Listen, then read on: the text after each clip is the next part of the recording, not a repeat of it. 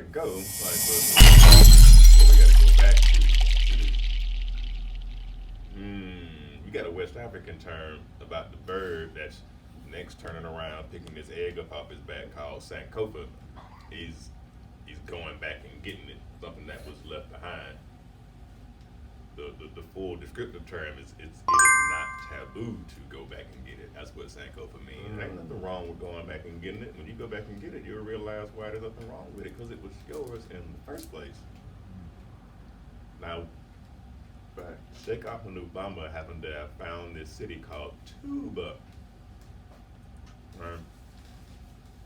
This process of inner realization that we get taught in this system, Quranically is described as tawakul, you're turning back to Allah, right? But the process to learn how to turn back to Allah happens in this place called Tuba in Senegal. So the inside of this definition of the city called Tuba is actually the exact same as what we look at on the pro-black Pan-African side as what Sankofa represents. Just as African, just as black, just as kente clothed up, just as kufi, just as many African signs and symbols. The language and the signs and symbols are different, but the spirit is the same. But just like you always say, Sankofa, we going back to get it. That mean it was already ours. How you feel about 2023 so far, so-called 2023? I don't know if anybody else can tell, but I don't think it's but two threads of the bell hanging up right now. The way so many people are coming into places like this, or kind of just waking up into a different type of thought, and they're trying to figure it out because they've never reached this particular state of consciousness before. They don't know what's going on, so they're searching. They're looking for something that can explain what that is, who that is, that source of this new higher realm of thought, and who is the one that is listening to it. One of them's real and the other one's an imposter. That's what the person's trying to figure out now, because this veil is so thin. And within this school, we have teachings on how to help our brothers and sisters realize that, actualize it, and bring it outward into positive cultural, spiritual manifestation. Okay.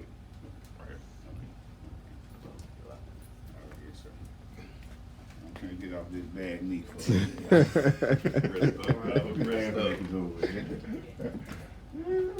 So, like the most honorable Elijah Muhammad's book, The Fall of America, you think we already did the fall of America? It already fell? I honestly believe it's the following process has started, but not the well, it's all our sides anyway, man. You don't just destroy it and not build, destroy it, right? So yeah, of course, it's Babylon Senior failed, so nothing's new up under the sun. So Babylon Junior is also going to fall. So it's doing the exact same thing Babylon Senior did.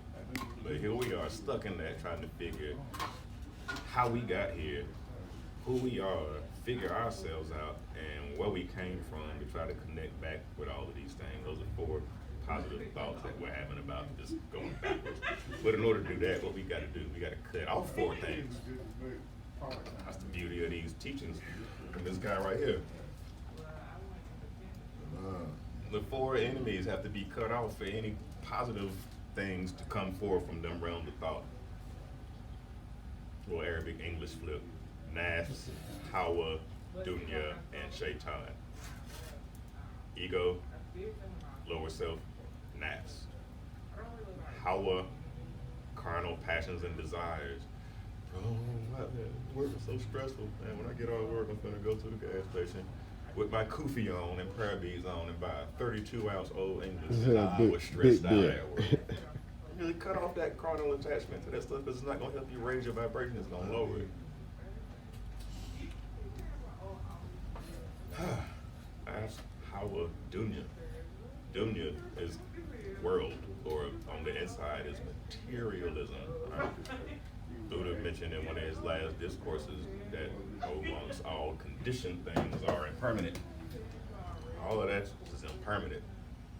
It was not here one day, now it's here, and it's gonna be gone. That which will remain is your true essence. Focus on that, perfect that, carry out your own salvation with diligence. If you do that, the last one's real easy to overcome. The shaitan, all the Bilal, seek the protection of my higher self from that lower self, so that it could never rise up. So once them 4 enemies are overcame, positive action can come up from those spots where those 4 enemies were sucking life force from us, and we cannot use that to do this turning inward or backwards or tracing ourselves back. You know, I noticed a couple in here that we tend to glorify Egypt and Kemet with due respect, because that was some high science there, and the ones that stole it from us honestly didn't understand, because they're still using it very badly today. So we trace some of them pyramids back 7, 8, 9, 10,000 years, 12,000 years. Why are people in Macon not talking about the pyramids we have on the east side that are at least 7 to 10,000 years older than the ones over yonder? Comparatives, like we go back a whole bunch of thousand years where all these land masses were closer. Black man's the original man here anyway. So we have pyramids, mounds that are perfectly aligned with some of the exact same things that are also perfectly aligned with other monuments on the earth and in the cosmos in Egypt. Same in central Mexico. What is going on? So we have to trace ourselves backwards a little bit further. Right. Right. I love Egypt. I mean, there's some high science there, some high wisdom, some of it I get, some of it I clearly don't. Hello, But sir. how you doing, brother? Doing well, working on it. Peace and blessings. Sufi. Nah, we got more of that right here. I cooked a little, earlier, beyond burger, I put it in the oven, let it sit. If we look at them pyramids over there, right, We cooked well. we see that's still made, we can see the stonework. You can kind of sit there and meditate on it and think about how in the world were they able to build this thing, right? This one's still there. We can see the stone. Now, Maconites. Y'all in Macon. Brown's Mount. Google it. Research it. Cut your TV off first. Research it. Look at pictures of it. As a matter of fact, go there. Because what you'll realize when you go there and when you get to the top of it, wear your boots first. You will have went up 1, 2, 3, 4 steps on a pyramid, perfectly aligned with astrological constellations. A step mound is going to be forever in quotation marks, and I'll explain why. So if we look at Teotihuacan in Mexico, they found these big pyramids aligned with the sun, moon, and stars. But when they found them, well, how did they look? They were completely covered with dirt, grass, bushes, and trees had grown up over it. So to people from far away, it just looked like a hill. Someone found the rock and realized that, wait a minute, no. There's other rocks like this up under all of this stuff. They clean off all the dirt, grass, chop out all the trees, and now it's a whole doggone monument. A whole doggone super colossal pyramidal structure, perfectly aligned with the doggone solstice and equinox, all of that in that same area. Now, back up here to Macon, the Brown Mountain. And you walk up there to them same 4 steps. If you look at the edge of those 4 steps, they're stones. Although crude, very crude, because the materials they were made with were what they had here. Certain types of rocks that if they would beat up and mix with certain things, they could make a solidified concrete. We already knew how to make concrete over here. The rocks that were used as borders or decorations around each of the square levels of the step pyramid have seashells in them. You don't say. Macon, why are there seashells on a monument at the highest point of this city and y'all black asses don't know about it? do you believe that coincides with when we look at the maps of the fall line? I believe I got that map from you. Yes. It's a whole 20-mile stretch that goes from Columbus, Georgia, to here to Augusta. Yes.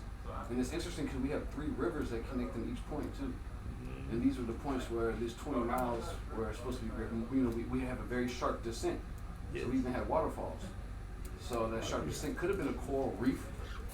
I think how long what it takes for them coral reefs in Australia to wind up manifesting like they did, and think of that distance in time, and then put it over here.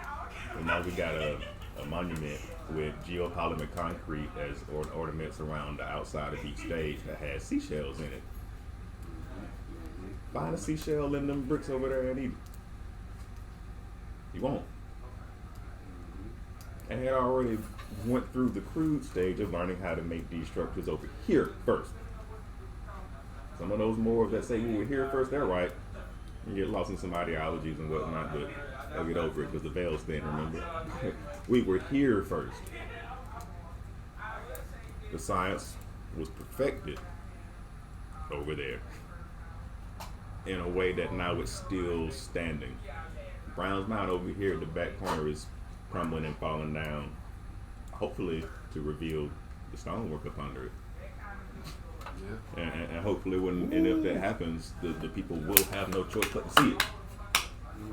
That's essentially a veil right now over Macon, is that there's dirt and trees on top of a step pyramid. That's more ancient than the ones in Egypt that everybody glorifies and wants to go over there and see and walk through. And I believe the only other space that predates in North America is Poverty Point in the delta of Louisiana, northeast Louisiana, and that's the Mississippi River. So, it's another river. It's another very important river. Didn't that have like a marshland towards the bottom of that too? Just like we had a marshland right here? Mm-hmm. All the waterfalls down and you got super fertile everything right there, the perfect spot to exist, ain't it? I mean, the Mississippi goes out like 60 miles in both directions. That's how fertile it is. It's floodplains. So Bilal, so what you're really saying, and I ain't putting no words in your mouth, but it is special places on the so-called earth that Allah made certain to be held sacred. This much I really do believe, because we'll make a descriptive connection with these languages and stuff. They say Kemet is the land of the black people, or a black land. Surface level understanding. People that were as light as me were there. People that were as dark as him were you, and even others will come in there to change and build with us up to that point in history, right? But Kemet, black land. Right here in Macon, Georgia, we're sitting on top of feet and feet of red clay. I remember when we were kids out in the country, we would make sand castles out of the clay because there ain't no sand in Macon no more. When you get that clay outside in the sun long enough, after you make this little structure, the sun dries it and it's still there. But if you dig deep enough through that red clay, guess what color the dirt is up under it? Black. Okay. Carbon, charcoal, black. Black crayon, black paint, deep space black. So when some of them say Egypt is over here, Kemet is over here, well, yeah, they're right. There is super fertile land up under all this doggone clay, and if you could just find a way to not really get rid of it, but to use it, because it's clay, right? You can make bowls, pottery.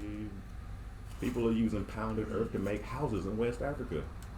We're standing on everything we need, and up under that is even more stuff that we need. Yeah. So like back when we had those. Wouldn't that be a righteous excavation? Like for however long this lasts, for the next 3 to 6 to 7 years, 12 years, however long it takes to excavate through the red clay. We're gonna make a big storehouse of all the red clay. We're gonna do our best to preserve it, make the best, but we'll get it down to the. He sees it. Yes, I love that brother. I've been official, big dog in the yard, voted most likely to murder every birthday I start. So as soon as I park, and